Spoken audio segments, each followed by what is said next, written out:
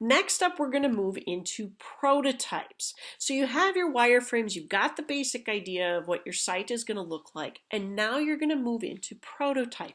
And what that is, and you'll also hear me and others refer to this as mock-ups or conceptual designs. What it is it's a visual representation of what you want your website to look like when it's live.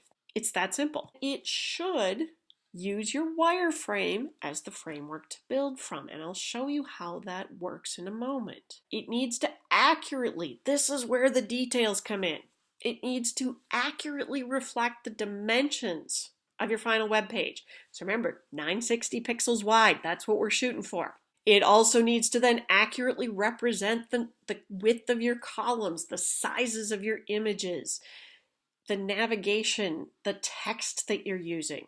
It's going to portray actual fonts that you wish to use.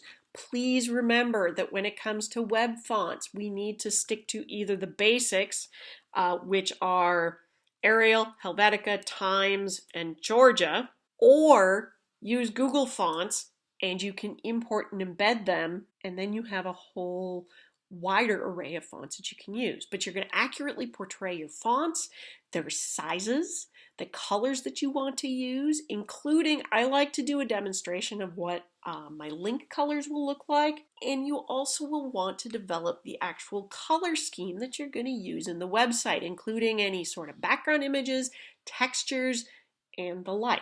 So here is an example of how the Children's Miracle Network went from wireframe to design. So you can see on this side, they have a logo, and then they had some sort of a sign-in or something where you could enter some information.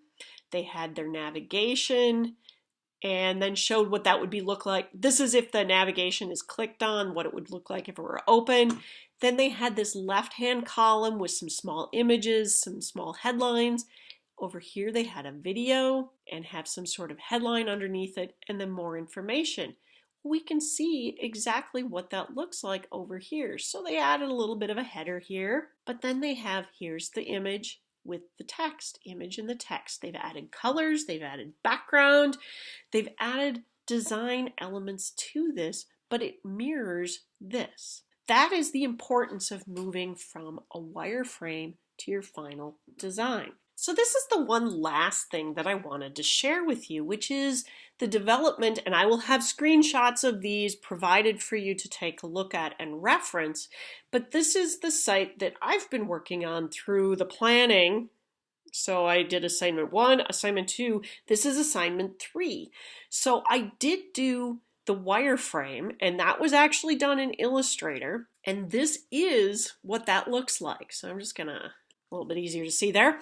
So that is what the wireframe itself looks like. You can see there's no colors, there's just some gray, but I have the text that's in there. It just happened to be the default font that Illustrator was using. For me, I think it was Myriad Pro. And then I went in and used this as my framework. And remember from earlier in the presentation, I showed this exact image with the grid. So the grid's already been applied. Now I can go through and I can show you by highlighting all of this stuff that this is the visual representation. But I've got to leave this up here just a little bit, but I will reduce its opacity so you can see. That's where I said there's going to be a logo. This is where I was going to have a sign up for the newsletter. This was going to be my menu. I was going to have a banner image. I was going to have some sort of text, and then I was going to have this thing called sightings with a couple of boxes in each with images, and then a footer on the bottom. So let's just hide this. So this is what I mean by applying the visual elements. I've gone in and I've found a font that I liked. I decided that this particular headline, I was very consistent. This is 24 pixels. This is 24 pixels. They both have this dotted line that'll serve as an underline. I'll do that as a border when I get into the actual website. I've given some background color and some sizing. I've used the actual font that I want to use, the size that I want to use, the colors that I want to use. So when I go in, I did do a color scheme. This is what I used to kind of base the colors that I'm using throughout the site. So these are the actual fonts, the sizes, the width of the wrapper portion is 960 pixels wide.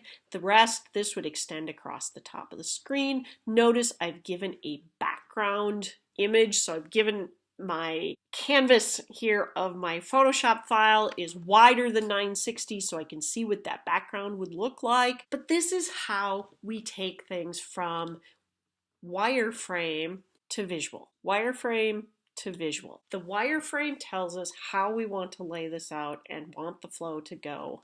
And then when we do the prototype, it adds the visual elements. There will be samples of all of these things on the class site. There will be a link to the 960 grid. And good luck. I'm looking forward to seeing what everybody comes up with.